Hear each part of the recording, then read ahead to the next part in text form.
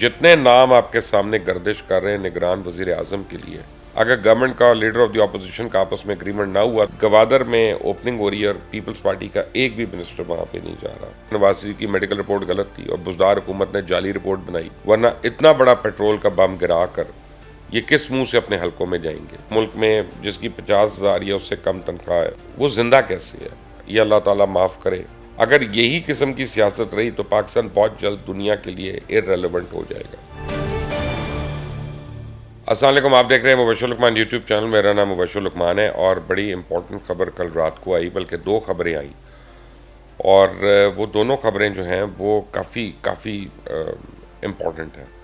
اور ان کے دور رس نتائج ہو سکتے ہیں۔ پہلی تو آئی کہ رات کو میرے پاس آیا تقریباً 12 بجے قریب نوٹیفیکیشن کہ الیکشن کمیشن آف پاکستان نے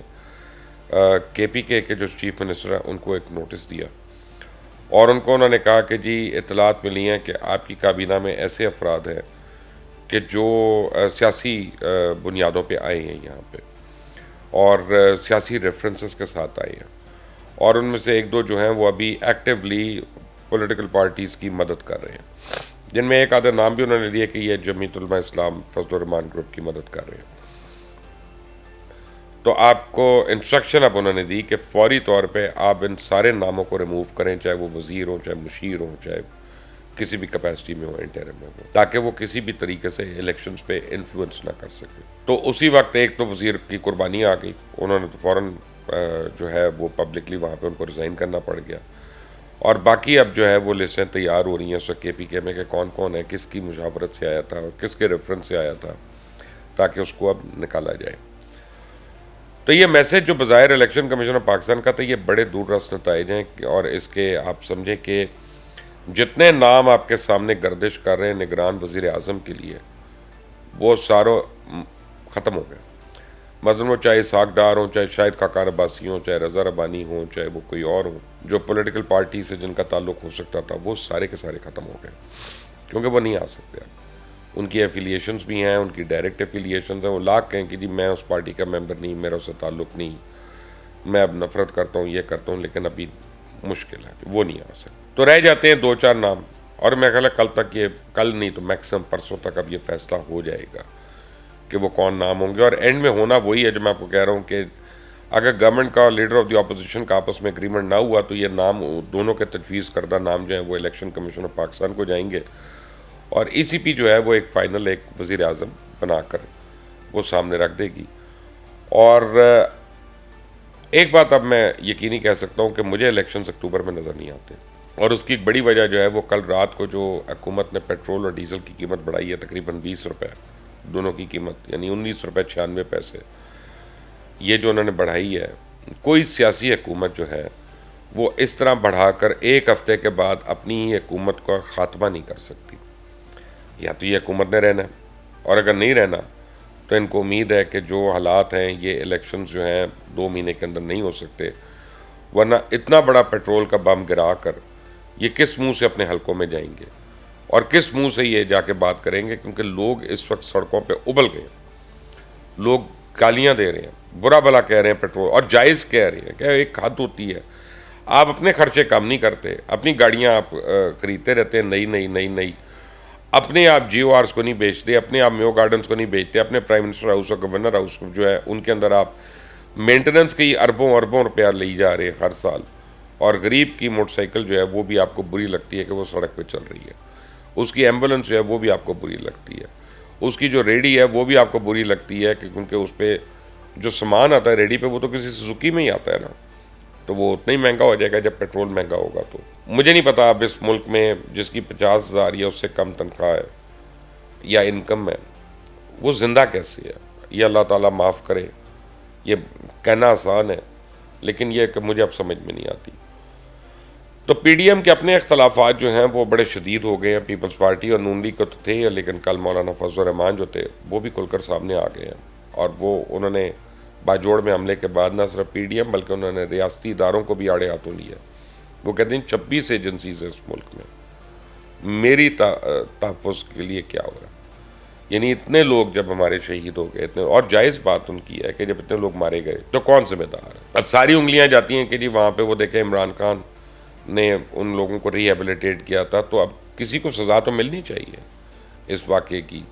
کسی کو تو اس کا جواب دہ ہونا چاہیے. یہ بات تو مولانا فضل الرحمان کی بالکل جائز ہے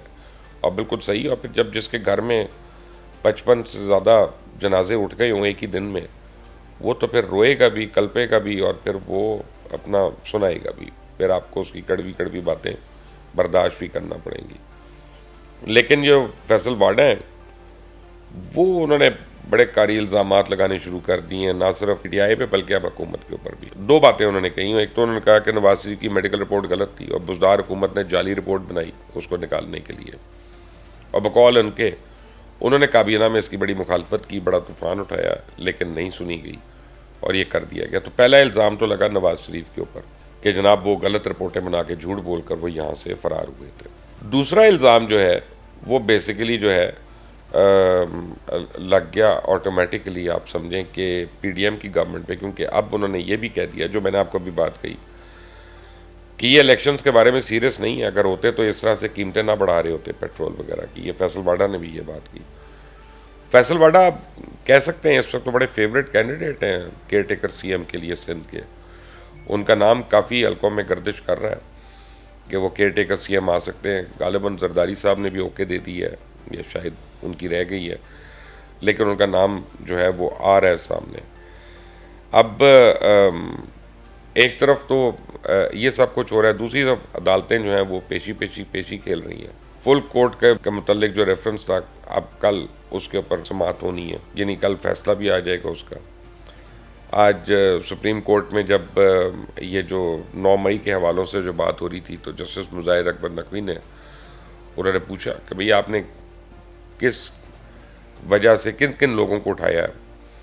تو 9 مئی کے حوالے سے. تو ان کو لسٹ دی گئی، ان کو بتایا گیا فلاں اس چیز میں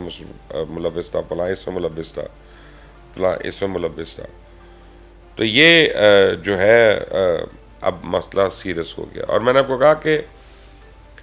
لاسٹ جو سٹرائک ہے وہ تو جسٹس عمر عطا بندیال کے پاس ہے، جو میں آپ کو کئی دفعہ پہلے کہہ چکا ہوں کہ 5 کیسز ہیں جن کی انہوں نے شارٹ ججمنٹس دی ہوئی ہیں، ڈیٹیل ججمنٹس نہیں دی ہوئی. حکومت چلی جائے گی، بندیال صاحب رہیں گے، یہ تو ستمبر کے وقت تک ہے. انہوں نے جانے سے پہلے، اب کیونکہ شارٹ ججمنٹس دے دی ہیں تو ڈیٹیل ججمنٹس ان کو ہی دینی ہے. یہ جو ڈیٹیل ججمنٹس اس وقت دیں گے، پھر یہ حکومت اپنا بچاؤ کیسے کرے گی؟ کیونکہ ابھی تو یہ پارلیمنٹ کے پیچھے چھپ جاتے ہیں، پارلیمنٹ سے اکثریت لے آتے ہیں، نیا قانون بنا لیتے ہیں، سپریم کورٹ جو ہے وہ وہاں پہ اس کے ہاتھ بن جاتے ہیں، سب کچھ ہو جاتا ہے. جب نہ پارلیمنٹ ہوگی نہ یہ حکومت ہوگی، تو پھر شہباز شریف اور یہ باقی لوگ جو ہیں یہ کس طرح سے بچیں گے اس ڈیٹیل ججمنٹ میں؟ کیونکہ ڈیٹیل ججمنٹ میں بہت کچھ آ سکتا ہے. یہ میں آپ کو بتاؤں کہ یہ اس غلط فہمی میں کوئی شکار نہ ہو کہ جی شارٹ ججمنٹ میں جب یہ نہیں ہے تو ڈیٹیل، بہت کچھ ہو سکتا ہے ڈیٹیل ججمنٹ میں. تو اب بڑی امپورٹنٹ اس وقت کشمکش یہاں پہ شروع ہو گئی ہے. اور آپ یہ دیکھیں کہ چائنیز ڈپٹی پرائم منسٹر کا یہاں آنا اور فارن منسٹر آف اسٹیٹ کا ان کا وہاں پہ موجود نہ ہونا، یہ بھی آپ کو ان کی لڑائیوں کی ایک عکاسی کر رہا ہے. وہاں پہ گوادر میں اوپننگ ہو رہی ہے اور پیپلز پارٹی کا ایک بھی منسٹر وہاں پہ نہیں جا رہا. دیکھ کتنے آپ سمجھیں کہ ان کے اندر کے مسائل ہو رہے ہیں. سو کیا پاکستان اسی طرح چلنا ہے؟ کیونکہ اس طرح تو پاکستان نہیں چل سکتا. پاکستان اگر یہی قسم کی سیاست رہی تو پاکستان بہت جلد دنیا کے لیے ارریلیونٹ ہو جائے گا. ارریلیونٹ تو ہم بہت معاملات میں ابھی بھی ہو چکے ہیں، لیکن پھر بالکل اس حد تک ارریلیونٹ خدا نہ خواستہ ہو سکتا ہے کہ جناب اس ملک کا تو کچھ کرنا ہی نہیں، انہوں نے لڑتے ہی رہنا، اور انہوں نے جو اپنا نہیں سوچ سکتا وہ دنیا میں کیسے زندگی گزارنے کا سوچ سکتا ہے، یا دنیا کے ساتھ کیسے زندگی گزارنے کا سوچ سکتا ہے. تو کافی حد تک ڈپریشن والی باتیں ہیں. اب اللہ کرے کہ ہمارے سیاستدانوں کو سمجھ آ جائے، عقل آ جائے، اور اب ایسے فیصلے ہوں کوئی جو اس ملک کی بقا کی نہیں ہو. لیکن اس وقت جو مہنگائی ہے اس کا عالم یہ ہے کہ لوگوں کی کمر ٹوٹ گئی ہے. اور اس کے بعد تو مجھے نہیں لگتا کہ کل مجھے رضا رومی نے کہا تھا، رضا رومی ہمارے دوست ہیں، انہوں نے کل کہا کہ جی میاں نواز شریف صاحب جو ہے وہ ستمبر میں اطلاع ہے کہ ہمیں انفارمیشن ہے، خبر ہے کہ جناب وہ ستمبر میں آ رہے ہیں پاکستان. اس خبر کے بعد میرا نہیں خیال کہ میاں صاحب آ رہے ہیں. میاں صاحب نہیں آ سکتے اس خبر کے بعد. ان کو اس قبر میں اور اپنے آنے میں کم از کم 3 مہینے کا گیپ دینا پڑے گا، ورنہ اس وقت جو عوام میں شدید غصہ ہے، غم نہیں ہے، غصہ ہے باقاعدہ، وہ بہت بہت آپ سمجھے کہ ہائی لیول پہ اس وقت ہے۔ میرے پاس ایک کام کرنے والا ہے میرے گھر کا، 300 یونٹ نہیں اس کے استعمال ہوئے تھے بجلی کے، اور اس کا تقریباً 1 لاکھ روپے کا بل آ گیا، آئی تھنک 98,000 یا سم تھنگ، اور وہ وابڈا کی لائنوں میں کھڑا ہوا جا کے، تو اس کو بڑی انہوں نے اتک سے ٹریٹ کیا، ڈیل کیا، اور اس کو کہا کہ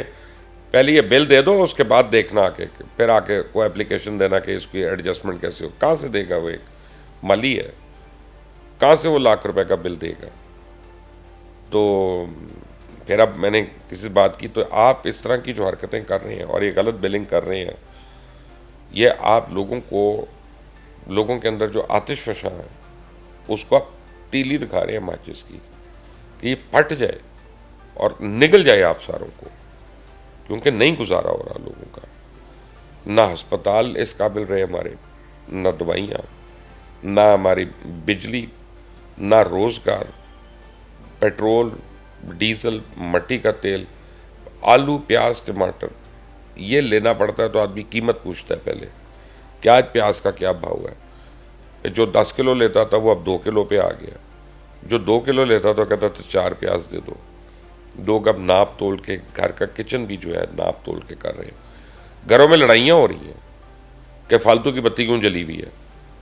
یہ باہر کی بتی کیوں جل رہی ہے جب کو باہر نہیں ہے، یہ پنکھا کیوں سائڈ کر اتنی دیر چلتا رہا، اس کمرے میں ہی بیٹھ جاؤ آ کے،